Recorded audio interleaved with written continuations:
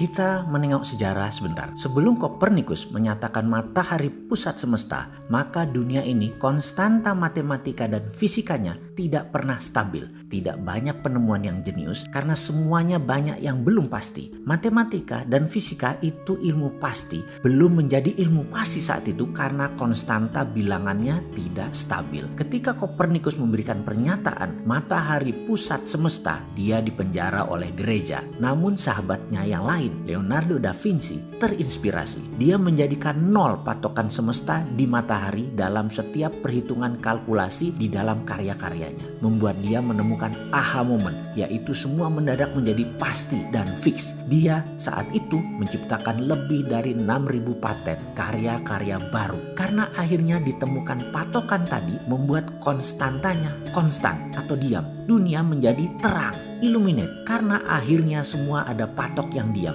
Jarak matahari itu menjadi kunci ketika matahari dijadikan patok awalnya dan diam. Sejak saat itu teori gravitasi Newton, Principia of Mathematica tercipta. Satuan jarak, satuan waktu, satuan panas, gravitasi mendadak menjadi terukur. Semua free thinker menjadi bergairah. Dunia teknologi permesinan berkembang dengan cepat sejak saat itu hingga puncaknya adalah revolusi industri di Eropa. Eropa mengalami zaman keemasan manusia kedua sejak zaman keemasan pertama periode Socrates, Plato yang penuh dengan kedamaian dan karya tinggi umat manusia. Di Timur Tengah berbarengan dengan itu juga kemajuan ilmu tadi membawa Islam juga dalam zaman keemasannya karena teknologi dan pendidikan. Revolusi industri Eropa tadi akhirnya melahirkan penjajahan atas negara yang belum berteknologi namun kaya sumber daya alamnya. Atas nama kemakmuran negara industri itulah penjajahan terjadi. Lalu ada sebuah wilayah yang makmur yang menjadi incaran negara teknologi itu di abad pertengahan.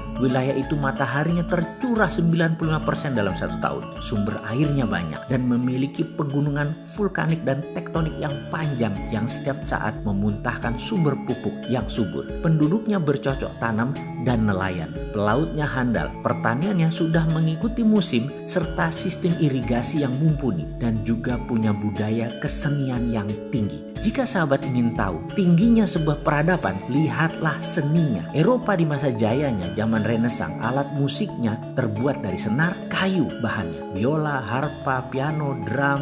Drum juga dibungkus pakai kulit binatang. Bangsa Cina dengan kecapi, senar, suling. Lalu Timur Tengah ada rebana, gendang, India, suling, sitar, kayu, dan senar. Namun bangsa makmur yang namanya Nusantara telah menggunakan logam sebagai alat musiknya berupa gong, gamelan, berbahan logam dengan nada pentatonik yang unik, tembaga, suasa atau mas muda, dan banyak lagi unsur logam yang digunakan dalam alat musik tradisional Nusantara. Di Nias, di Kutai, di Jawa, di Sulawesi, semua terdapat jenis alat musik berbasis logam. Budaya ini sudah ada ratusan tahun yang lalu. Budaya logam Nusantara sangat tinggi. Karena itu ketika Sunan Bonang memerintahkan apati geni, perintah mematikan api, budaya logam disimpan rapi. Semua api peleburan dimatikan, ditutup rapat. Sehingga ketika penjajahan datang di muka bumi Nusantara, bukan saja mereka ingin mencari rempah, namun pastinya mereka mencari budaya logam. Data tersebut hilang di telan bumi. Para sunan tahu